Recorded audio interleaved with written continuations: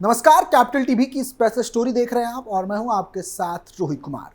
देश में आए दिन कुछ ना कुछ होता रहता है। कुछ चीजें बड़ी ही जोर शोर और हंगामे के साथ होती है, तो कई चीजें ऐसी भी हैं जिसे बड़ी ही चालाकी और शांति के साथ अंजाम दिया जाता है। इन्हीं में से एक है धर्म परिवर्तन। इनकी जड़ें इतनी गहरी हैं कि ढूंढने पर भी नहीं मिलती। ऐसे में यूपी के बरेली से जो खबर निकलकर सामने आ रही है वो धर्मांतरण की गंभीरता को दर्शाती है। तो क्या है ईसाई मिशनरियों का ये पूरा ट्रैप जिसने गरीब हिंदू परिवारों को अपना निशाना बनाया और देखते ही देखते पूरे इलाके को धर्मांतरित कर दिया। 15 साल से चल रहा था धर्मांतरण। खाने पीने का लोभ देकर ले जाते थे साथ, फिर छोटे बच्चों को बनाते थे ईसाई। सच जानकर प्रशासन के उड़े होश।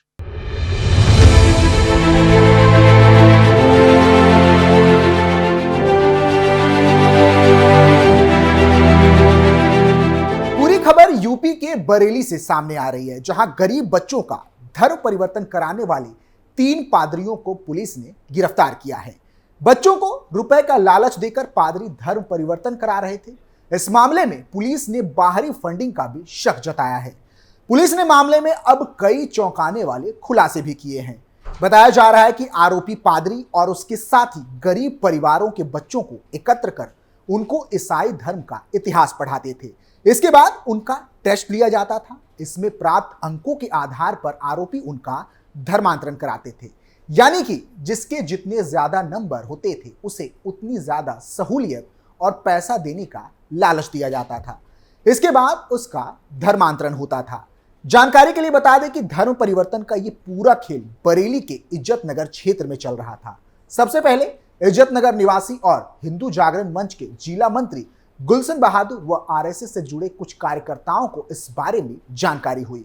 इसके बाद उन्होंने वहां जाकर सच्चाई जाननी चाही, तो मिशनरी वालों ने उनका भी धर्मांतरण करवाने का प्रयास किया। गुलशन बहादुर ने बताया कि वह रविवार को इस इलाके में अपने किसी काम से पहुंचे थे। मुंशी नगर के कुछ लोगों ने उन्हें सूचना दी कि कुछ लोग एक घर में कुछ बच्चों को लेकर गए हैं, उनको ईसाई धर्मांतरण के लिए प्रलोभन दे रहे हैं। जब गुलशन खुद अंदर गए तो उन्होंने देखा कि यहाँ 3 लोग मौजूद थे। उन्होंने काफी बच्चों को यहाँ इकट्ठा कर रखा था।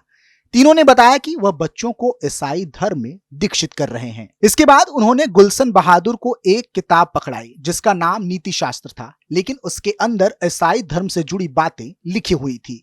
उन्होंने गुलशन बहादुर को भी इसमें से कुछ पढ़वाया और उनका भी धर्मांतरण करवाने का प्रयास किया। गुलशन ने इसके बाद पुलिस बुलवा ली। इसके बाद तीनों पादरियों को पुलिस ने देर रात गिरफ्तार कर लिया। बच्चों को देते थे खाने पीने का लालच। पुलिस के मुताबिक कई मामलों में बच्चों को खाने पीने की चीजें, गरीब परिवारों को इलाज और शिक्षा का लालच दिया जाता था। उनके पास से काफी मात्रा में ईसाई धर्म से संबंधित साहित्य व बच्चों के टेस्ट से संबंधित कॉपियां बरामद हुई हैं। एसएसपी ने बताया कि धर्म परिवर्तन या उसका प्रयास गंभीर अपराध है। फिलहाल मामले में रिपोर्ट दर्ज कर ली गई है और मामले की गंभीरता से जांच की जा रही है। इसके साथ ही टीम बनाकर आरोपियों के खातों व कॉल रिकॉर्ड की भी जांच कराई जा रही है। 15 साल से बरेली में था ठिकाना। इज्जत नगर थाने के इंस्पेक्टर राधे श्याम ने बताया कि पादरी प्रेम जोनल मूल रूप से दिल्ली में राजौरी गार्डन के रघुवीर नगर का निवासी है।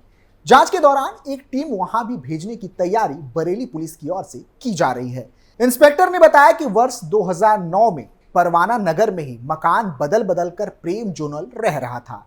अब तक 1 साल से वह राम प्रसाद के मकान में रह रहा था। भूड़ निवासी विनोद कश्यप दिल्ली से ही उसके संपर्क में था।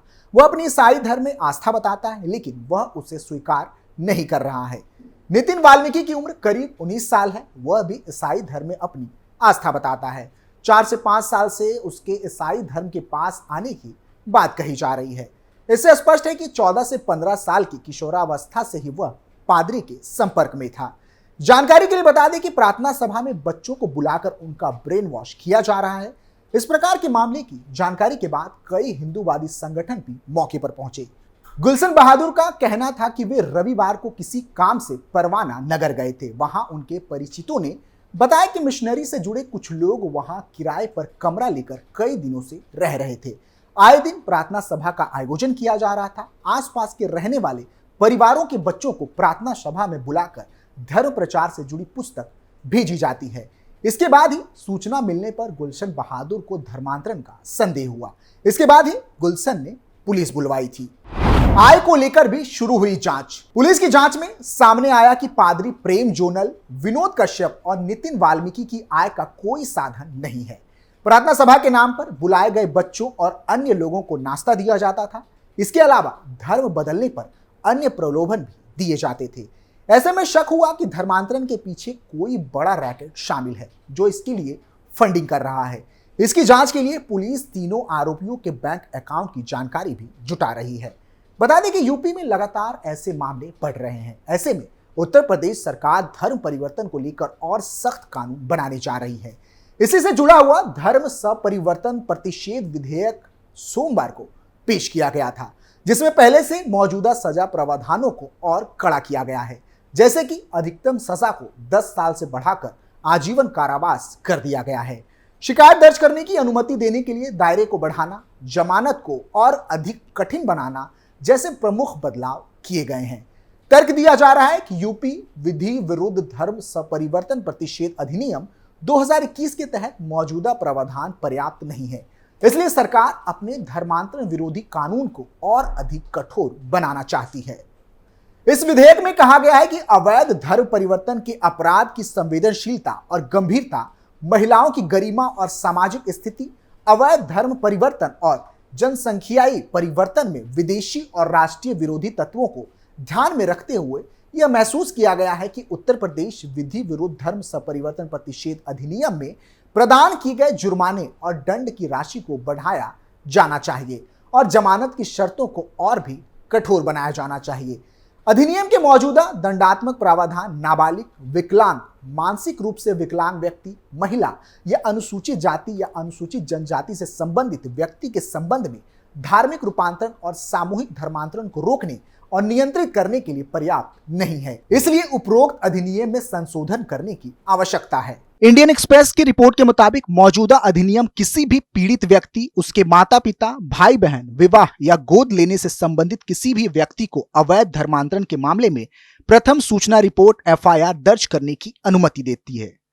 विधेयक इस प्रावधान के दायरे को बढ़ाकर किसी भी व्यक्ति को शामिल करता है। इसमें कहा गया है कि अधिनियम के प्रावधानों के उल्लंघन से संबंधित कोई भी जानकारी कोई भी व्यक्ति दे सकता है। विधेयक में नए प्रावधानों में कहा गया है कि कोई भी व्यक्ति जो धर्म परिवर्तन कराने के इरादे से किसी व्यक्ति को डराता है, हमला करता है या बल का प्रयोग करता है, विवाह का वादा करता है या फिर उकसाता है या किसी नाबालिग महिला या व्यक्ति की तस्करी या अन्यथा उन्हें बेचने के लिए षड्यंत्र रचता है या प्रेरित करता है या इस संबंध में उकसाता है या फिर षड्यंत्र करने की कोशिश करता है, उसे कम से कम 20 वर्ष के कठोर कारावास से दंडित किया जाएगा, जिसे आजीवन कारावास तक बढ़ाया जा सकता है। इस धारा के तहत लगाया गया जुर्माना पीड़ित को चिकित्सा व्यय और पुनर्वास के लिए दिया जाएगा।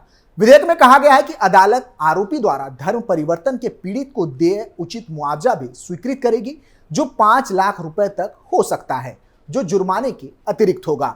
विधेयक में एक अन्य प्रावधान यह भी है कि जो कोई भी व्यक्ति अवैध धर्म परिवर्तन के संबंध में किसी विदेशी या अवैध संस्था से धन प्राप्त करता है, उसे कम से कम 7 वर्ष के कठोर कारावास से दंडित किया जाएगा, जिसे 14 साल तक बढ़ाया जा सकेगा और उसे न्यूनतम 10 लाख रुपए का जुर्माना भी देना होगा। विधेयक के अनुसार जो कोई भी नाबालिग, विकलांग या मानसिक रूप से विकलांग व्यक्ति, महिला या अनुसूचित जाति, अनुसूचित जनजाति के व्यक्ति के संबंध में प्रावधान का उल्लंघन करता है, उसे 14 साल तक के कठोर कारावास का सामना करना पड़ेगा और उसे कम से कम 1 लाख रुपए का जुर्माना भी देना होगा।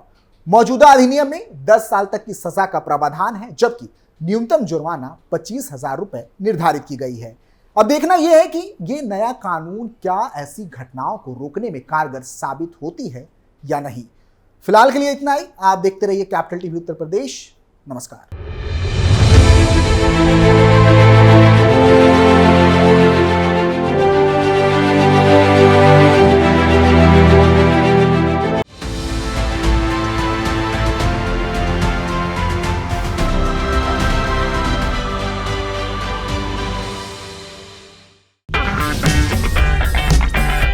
अगर आपको हमारा वीडियो पसंद आया हो तो इसे लाइक करें, हमारे चैनल को सब्सक्राइब करें और हाँ, बेल आइकन दबाना ना भूलें ताकि आप तक हमारे वीडियो की नोटिफिकेशन पहुंचती रहे। आप अपना सुझाव हमें कमेंट बॉक्स में दे सकते हैं। हमारे साथ जुड़ने के लिए शुक्रिया।